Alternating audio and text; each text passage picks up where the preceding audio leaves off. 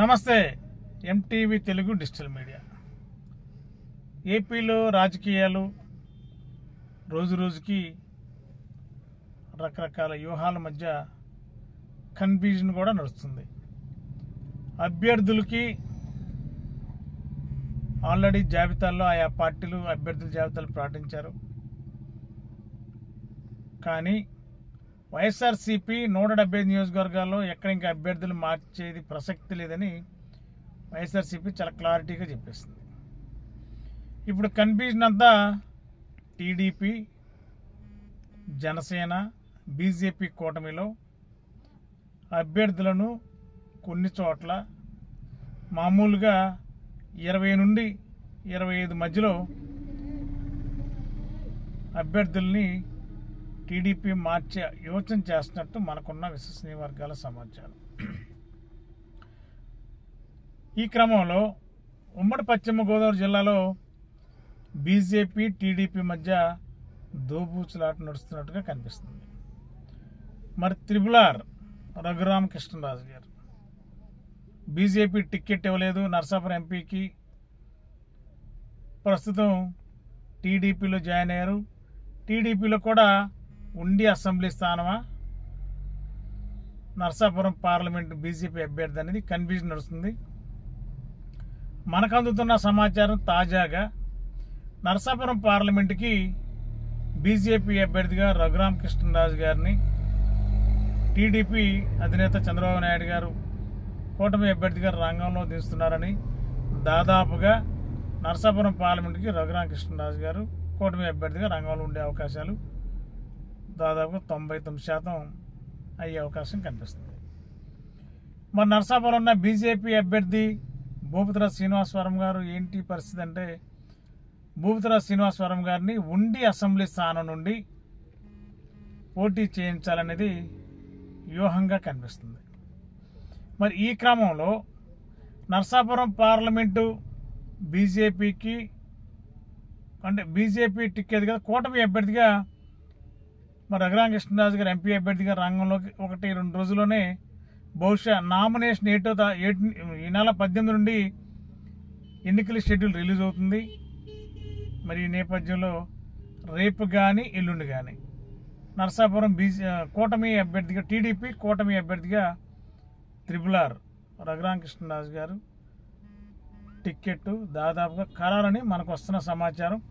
అధికారికంగా ప్రకటన మాత్రమే రావాలనేది తాజాగా మనకు అందున్న ఇన్ఫర్మేషన్.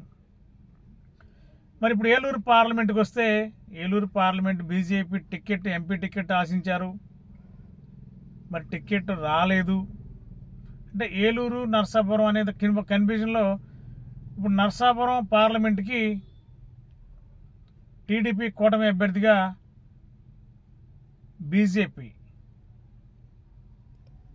జనసేన, టీడీపీ కలిసి కూటమి అభ్యర్థిగా త్రిపులార్ ఉంటే, ఏలూరు పార్లమెంటుకి టీడీపీ కూటమి అభ్యర్థిగా పుట్టా మహేష్ యాదవ్ గారిని టీడీపీ నిర్ణయించింది. ఇంకా పుట్టా మహేష్ యాదవ్ గారు ప్రచారంలో ఆయన తన పని తాను చేసుకుంటూ వెళ్ళిపోతున్నారు. తపనా చౌదరి గారి పరిస్థితి ఏంటనేది బీజేపీ చాలా కీలకంగా ఆలోచిస్తుంది. తపనా చౌదరి గారికి ఎక్కడ అకామిడేట్ చేయాలి, ఎంపీ టికెట్ మరి పొత్తుల క్రమంలో కొంత ఇబ్బంది ఏర్పడింది.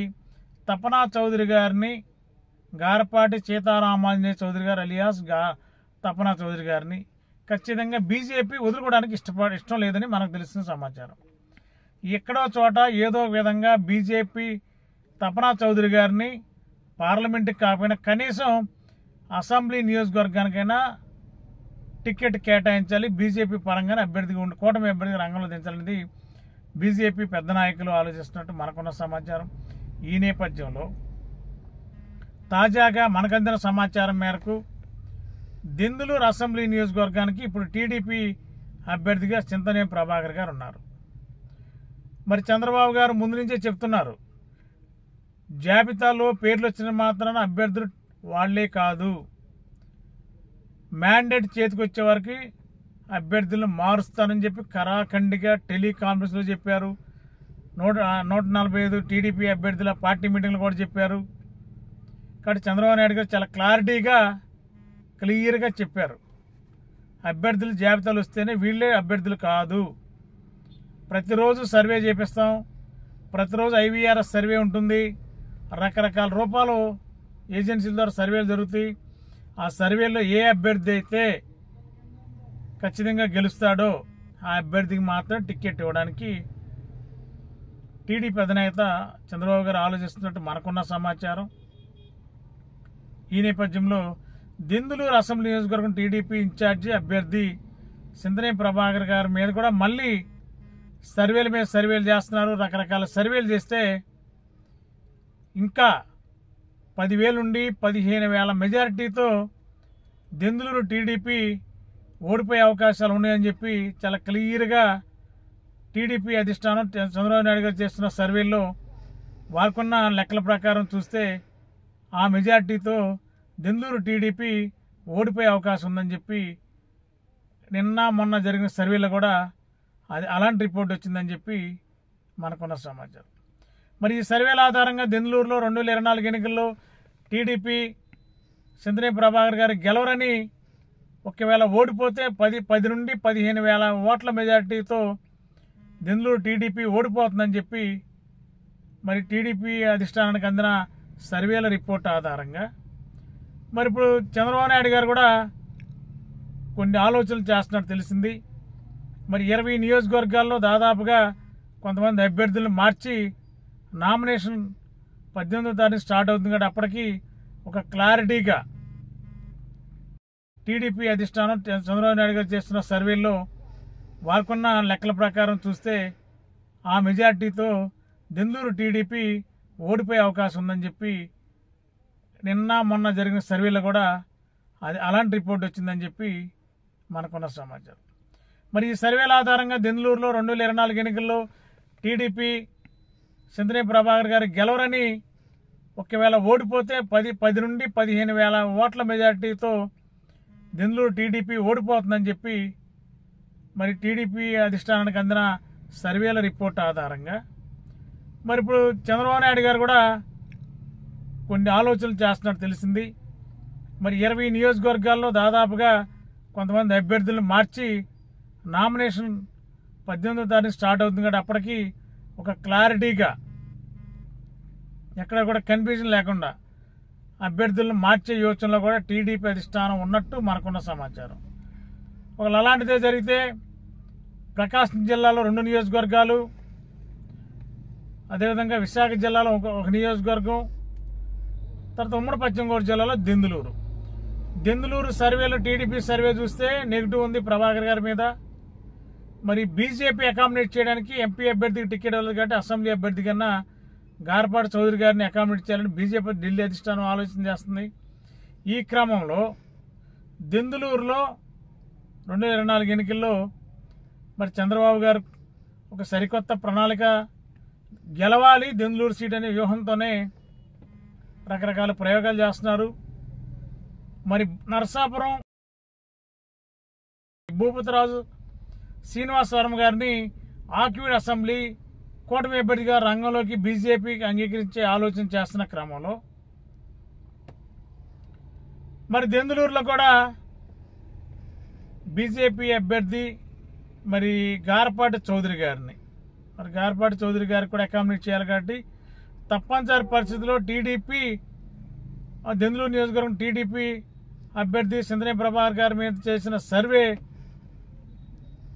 టీడీపీ అధిష్టానానికి నెగిటివ్ రిపోర్ట్ వచ్చిందని చెప్పి ప్రచారం జరుగుతున్న నేపథ్యంలో మనకున్న సమాచారం మేరకు సింతనేని ప్రభాకర్ గారిని ఆఫ్ చేసి తపనా చౌదరి గారిని, అంటే బీజేపీ కూటమి అభ్యర్థిగా తపనా చౌదరి గారు దెందులూరు మండలం కొవ్వలి గ్రామస్తుడు, మన గత 3 సంవత్సరాలుగా పార్లమెంట్లో పనిచేస్తున్నాడు. దెందులూరు నియోజకవర్గంలో అన్ని వర్గాల ప్రజలతో మంచి సంబంధాలు ఉన్నాయి తపనా చౌదరి గారికి. కాబట్టి అటు బీజేపీ టీడీపీ మధ్య ఉన్న పొత్తు క్రమంలో ఎక్కడా కూడా కన్ఫ్యూజన్ లేకుండా ఉండాలనే లక్ష్యంతో, అదేవిధంగా RRR రఘురామ కృష్ణరాజు గారితో ఈ పరిస్థితి అంతా ఈ జిల్లాలో కన్ఫ్యూజన్ రాజకీయం నడుస్తుంది కూటమిలో. ఈ క్రమంలో దెందులూరు నుంచి ఇవాళ రేపట్లో 2-3 రోజుల్లో చాలా కీలకమైన నిర్ణయాల్ని అటు తెలుగుదేశం బీజేపీ తీసుకునే అవకాశాలు కనిపిస్తున్నాయి.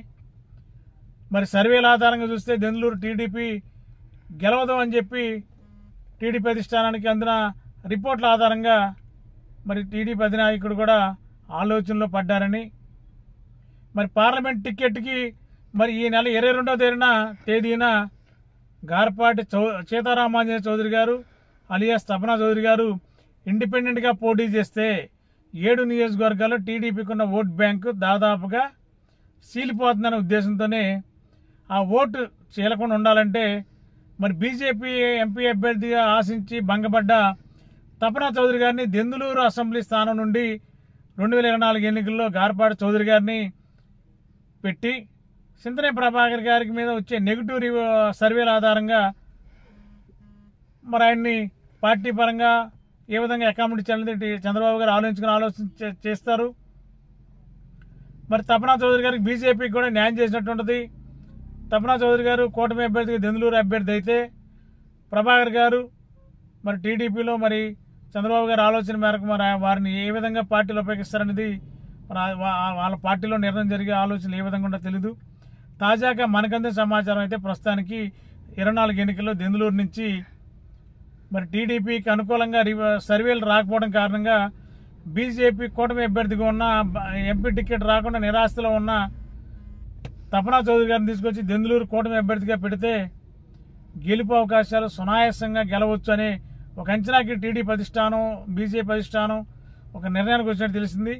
ఈ క్రమంలో 2-3 రోజుల్లోనే దెందులూరు టికెట్ చింతనే ప్రభాకర్ ఆల్రెడీ ప్రకటించారు కాబట్టి మరి సర్వేల ఆధారంగా వచ్చే నెగిటివ్ ఆధారంగా ఆ సర్వేల ప్రకారం చూస్తే నెగిటివ్ ఉంది కాబట్టి మరి చింతనే ప్రభాకర్ గారిని చంద్రబాబు గారు కొనసాగిస్తారా, లేదు బీజేపీకి అకామిడేషన్ చేసి మరి టికెట్కి ఆశపడి భంగపడ్డారు కాబట్టి ఒకవేళ ఇండిపెండెంట్గా తపనా చౌదరి గారు వేస్తే నామినేషన్ దాఖలు చేస్తే ఖచ్చితంగా టీడీపీకి చాలా లాస్ అవుతుంది కాబట్టి ఆ లాస్ నివారించాలంటే తపనా చౌదరి గారిని దెందులూరు ఎమ్మెల్యే టికెట్ ఇచ్చి టీడీపీ చింతనే ప్రభాకర్ గారిని పార్టీ పరంగా వాడుకునే ఆలోచనలో టీడీపీ అధిష్టానం ఉన్నట్టు తెలిసింది.